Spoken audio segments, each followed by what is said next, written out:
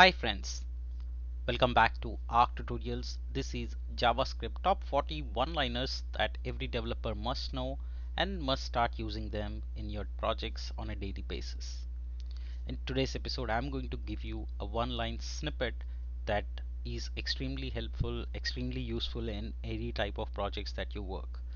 The code snippet is for waiting for a certain amount of time. You will say, hey, we can always use a set timeout and do that, right? That's not always a good idea for reasons that it will slow down your application. Instead, what we will do is write a single function which would kind of do a promise resolution. Okay, that's more efficient way instead of just brute forcefully saying that wait for a certain amount of time. Right, so let's go ahead and check that how to implement it. This is part 18 of the series.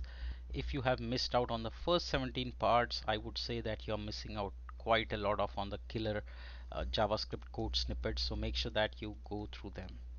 Alright, part 18.html. So let's throw in the doc type, HTML, head, body, and then the script tag. Alright, so like I said, we'll create a simple utility function. What it would do is it will resolve after a while. Okay, and the way we'll do is we'll say wait for time. Okay, again you can use something like simply um, set timeout also to do these things. I'm not saying it's wrong, but I would prefer it this way to resolve more easily and more efficiently. Okay, so set timeout and then you will do a resolve after a certain time, which is the milliseconds. That's it. So now this will properly wait for it for this many milliseconds. It will create a new promise and resolve it after these many seconds. Okay, now to use that, what we can do instead of brute force, right, this is a better approach, I would say. So first we do a start and then we'll say wait for time, let's say 3 seconds, and then we can throw in a then. All right, and let's create a function.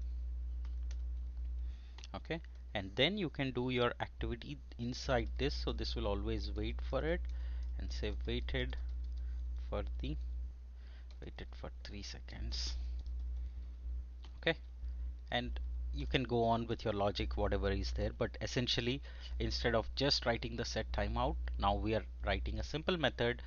We'll pass the milliseconds, we'll resolve it through a promise, and then it would do this activity. Let's see how it works.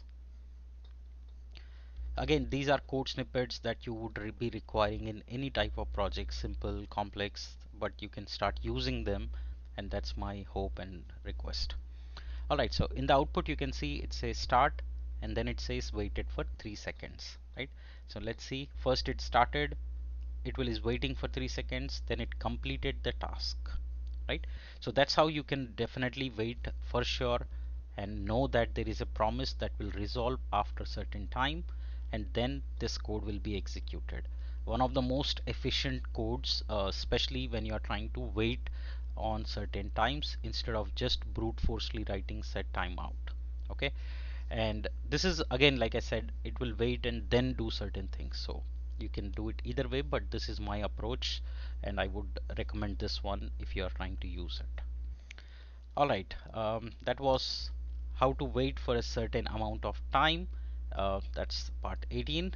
If you are liking the series, please do hit that like button for me, or maybe leave a nice comment to keep encouraging me.